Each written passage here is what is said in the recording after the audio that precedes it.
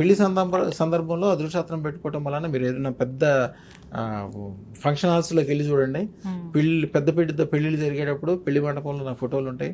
వాళ్ళ 3 పిల్లలు 2 కొన్ని ఏరియాలో అయితే తాళిబొట్టు లేకపోయినా పర్లేదు అదృష్టరత్నం చేతికుండాలంటారు. అసలు అదృష్టరత్నం అనేది ఒక సాంప్రదాయం. ఇప్పుడు ఎంగేజ్మెంట్ అప్పుడు అదృష్టరత్నం పెడతారు కదమ్మా, యాక్చువల్గా ఉంగరాలు మార్చుకోవటం కాదు, అదృష్టరత్నం పెట్టుకోవటం. అది అదృష్టరత్నం ఎదురు రోజుల్లో పూజలు యజ్ఞాలు చేసి ఒక 2 సంవత్సరాలు 3 సంవత్సరాల ముందు నుంచే తయారు చేసి రెడీగా ఉంచేవాళ్ళు. ఇప్పుడు అవకాశం లేదు కాబట్టి మా దగ్గర ఉంది, వేరే వాళ్ళు ఎక్కడా లేదు. భారతదేశంలో కూడా నాలాంటి వాళ్ళు 10 మంది ఉంటారు అంతే.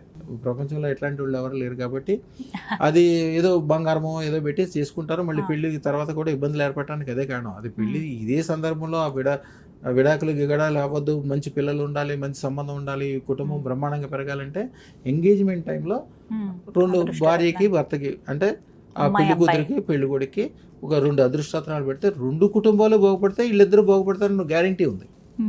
ఈ విధంగా చాలా సంతోషం. ఆన్లైన్లో కూడా మనకి ఆన్లైన్లో చక్కగా ఆర్డర్ ఇచ్చడం ద్వారా ఇచ్చేస్తాము. ఎప్పుడు పెట్టుకోవాలి, ఎట్లా పెట్టుకోవాలి అన్ని చెప్తారండి. వాళ్ళు కొంతమంది సైజులు ఇవ్వడానికి అవకాశం లేకపోతే అదృష్టరత్నం చేతికి వేసుకోవాలని ఏం లేదు. ఎంగేజ్మెంట్ టైంలో కూడా మెడలో లాకెట్లో వేసేసుకోవచ్చు.